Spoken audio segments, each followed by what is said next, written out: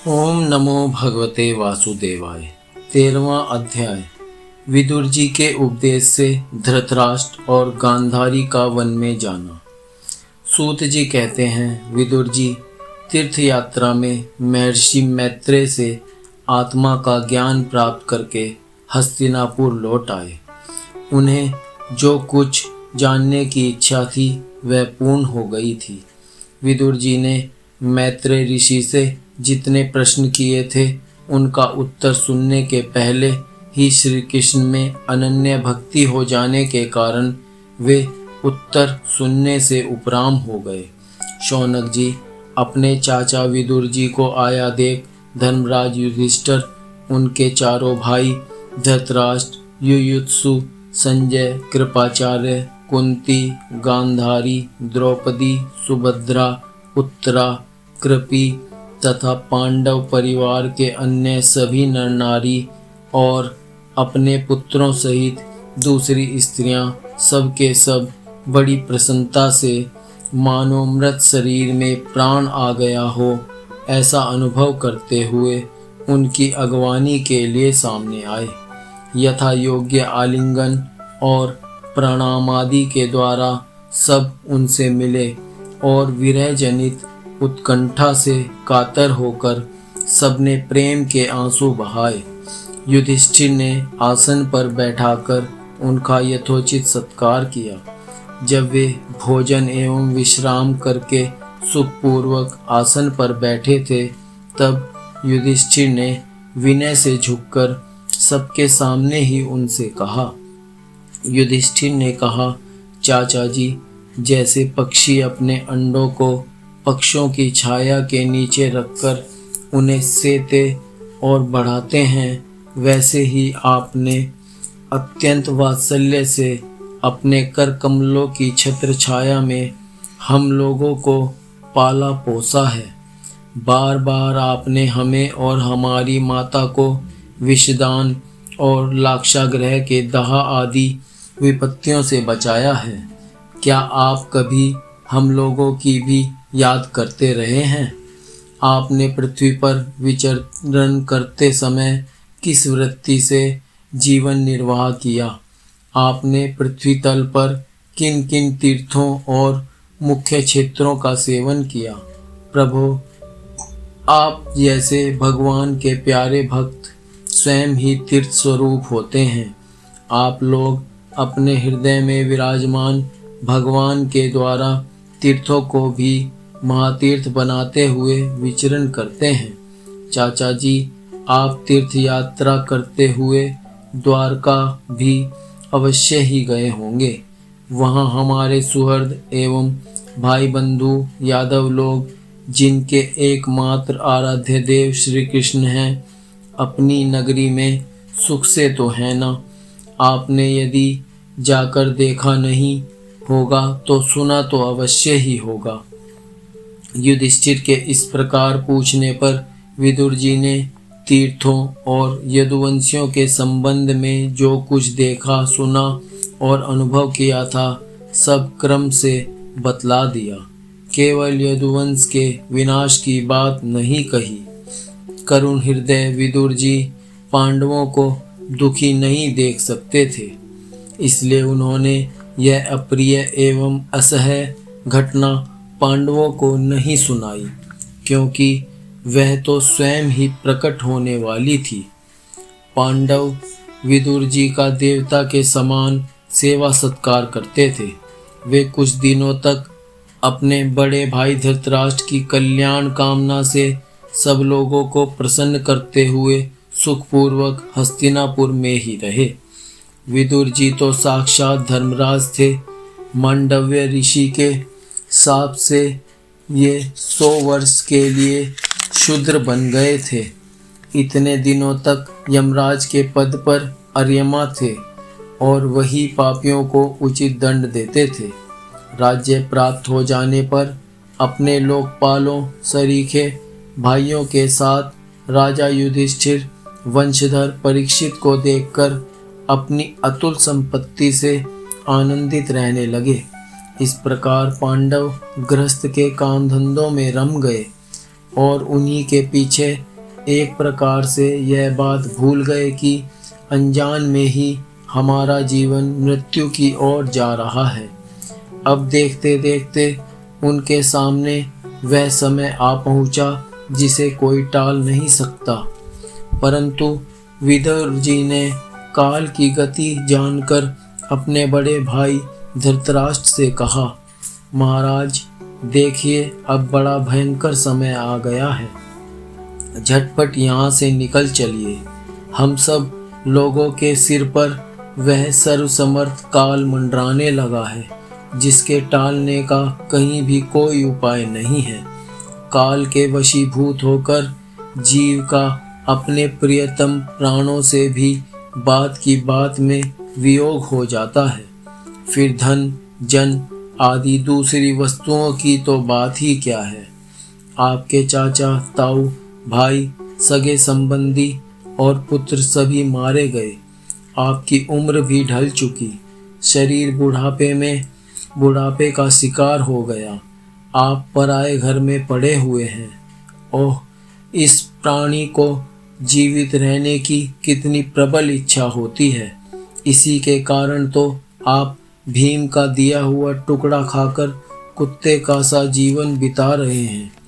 जिनको आपने आग में जलाने की चेष्टा की, विष देकर मार डालना चाहा, भरी सभा में जिनकी विवाहिता पत्नी को अपमानित किया, जिनकी भूमि और धन छीन लिए, उन्हीं के अन्न से पले हुए प्राणों को रखने में क्या गौरव है।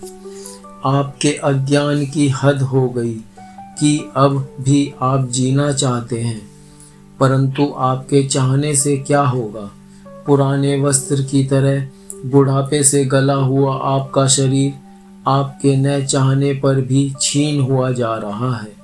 अब इस शरीर से आपका कोई स्वार्थ सधने वाला नहीं है। इसमें फंसिए मत, इसकी ममता का बंधन काट डालिए। जो संसार के संबंधियों से अलग रहकर उनके अनजान में अपने शरीर का त्याग करता है, वही धीर कहा गया है। चाहे अपनी समझ से हो या दूसरे के समझाने से, जो इस संसार को दुखरूप समझकर इससे विरक्त हो जाता है और अपने अंतःकरण को वश में करके हृदय में भगवान को धारण कर संन्यास के लिए घर से निकल पड़ता है, वही उत्तम मनुष्य है। इसके आगे जो समय आने वाला है वह प्रायः मनुष्यों के गुणों को घटाने वाला होगा। इसलिए आप अपने कुटुंबियों से छिपकर उत्तराखंड में चले जाइए। जब छोटे भाई विदुर ने अंधे राजा धृतराष्ट्र को इस प्रकार समझाया, तब उनकी प्रज्ञा के नेत्र खुल गए। वे भाई बंधुओं के सुदृढ़ स्नेह पाशों को काटकर अपने छोटे भाई विदुर के दिखलाए हुए मार्ग से निकल पड़े। जब परम पतिव्रता सुबल नंदिनी गांधारी ने देखा कि मेरे पतिदेव तो उस हिमालय की यात्रा कर रहे हैं जो सन्यासियों को वैसा ही सुख देता है जैसा वीर पुरुषों को लड़ाई के मैदान में अपने शत्रु के द्वारा किए हुए न्यायोचित प्रहार से होता है, तब वे भी उनके पीछे पीछे चल पड़ी। अजात शत्रु युधिष्ठिर ने प्रातःकाल संध्या वंदन तथा अग्निहोत्र करके ब्राह्मणों को नमस्कार किया और उन्हें तिल, गौ, भूमि और स्वर्ण का दान दिया। इसके बाद जब वे गुरुजनों की चरण वंदना के लिए राजमहल में गए, तब उन्हें धृतराष्ट्र, विदुर तथा गांधारी के दर्शन नहीं हुए। युधिष्ठिर ने उद्विग्न चित्त होकर वहीं बैठे हुए संजय से पूछा, संजय, मेरे वे वृद्ध और नेत्रहीन पिता धृतराष्ट्र कहाँ हैं? पुत्र शोक से पीड़ित दुखिया माता गांधारी और मेरे परम हितैषी चाचा विदुर जी कहाँ चले गए? ताऊ जी अपने पुत्रों और बंधु बांधुओं के मारे जाने से दुखी थे। मैं बड़ा मंदबुद्धि हूँ, कहीं मुझसे किसी अपराध की आशंका करके वे माता गांधारी सहित गंगा जी में तो नहीं कूद पड़े।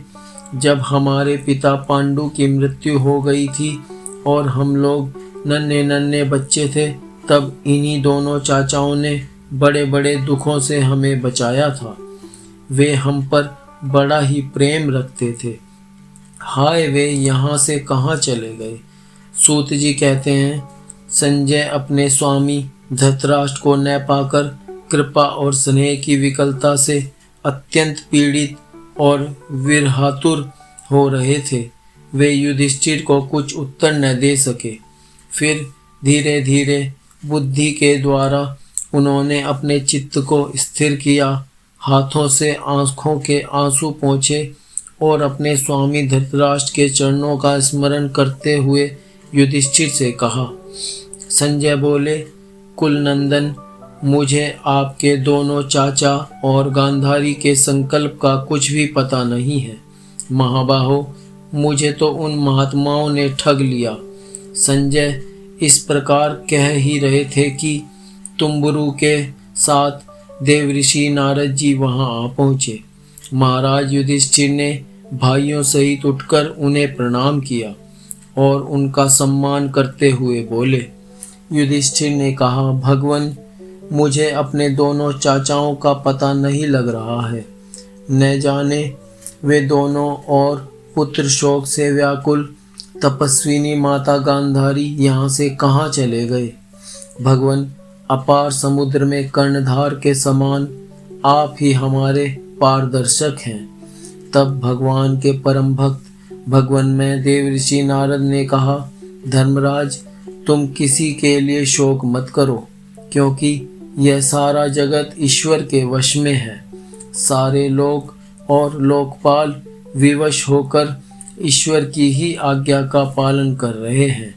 वही एक प्राणी को दूसरे से मिलाता है और वही उन्हें अलग करता है। जैसे बैल बड़ी रस्सी में बंधे और छोटी रस्सी से नथे रहकर अपने स्वामी का भार ढोते हैं, उसी प्रकार मनुष्य भी वर्णाश्रम आदि अनेक प्रकार के नामों से वेद रूप रस्सी में बंधकर ईश्वर की ही आज्ञा का अनुसरण करते हैं। जैसे संसार में खिलाड़ी की इच्छा से ही खिलौनों का संयोग और वियोग होता है, वैसे ही भगवान की इच्छा से ही मनुष्यों का मिलना बिछुड़ना होता है। तुम लोगों को जीव रूप से नित्य मानो या देह रूप से अनित्य, अथवा जड़ रूप से अनित्य और चेतन रूप से नित्य, अथवा शुद्ध ब्रह्म रूप में नित्य अनित्य कुछ भी न मानो। किसी भी अवस्था में मोहजन्य आसक्ति के अतिरिक्त वे शोक करने योग्य नहीं है। इसलिए धर्मराज, वे दीन दुखी चाचा चाची असहाय अवस्था में मेरे बिना कैसे रहेंगे?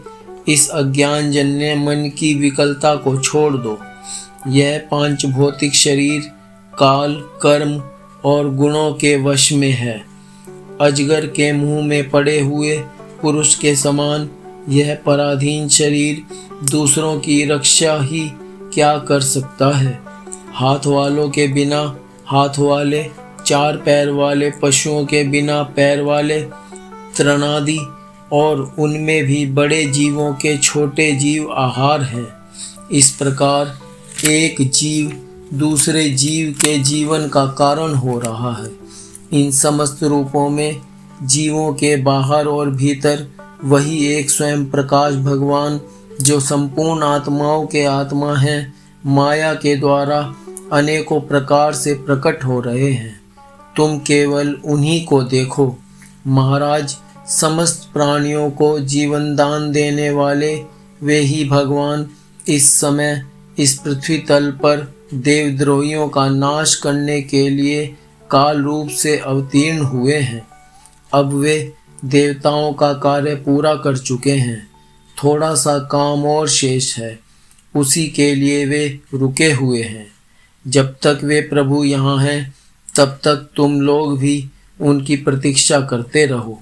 धर्मराज, हिमालय के दक्षिण भाग में जहाँ सप्तऋषियों की प्रसन्नता के लिए गंगा जी ने अलग अलग 7 धाराओं के रूप में अपने को 7 भागों में विभक्त कर दिया है, जिसे सप्त स्रोत कहते हैं, वहीं सप्तऋषियों के आश्रम पर धृतराष्ट्र अपनी पत्नी गांधारी और विदुर के साथ गए हैं। वहां वे त्रिकाल स्नान और विधि पूर्वक अग्निहोत्र करते हैं। अब उनके चित्त में किसी प्रकार की कामना नहीं है। वे केवल जल पीकर शांत चित्त से निवास करते हैं। आसन जीतकर प्राणों को वश में करके उन्होंने अपनी छहों इंद्रियों को विषयों से लौटा लिया है। भगवान की धारणा से उनके तमोगुण, रजोगुण और सत्वगुण के मल नष्ट हो चुके हैं। उन्होंने अहंकार को बुद्धि के साथ जोड़कर और उसे क्षेत्रज्ञ आत्मा में लीन करके उसे भी महाकाश में घटाकाश के समान सर्वाधिष्ठान ब्रह्म में एक कर दिया है।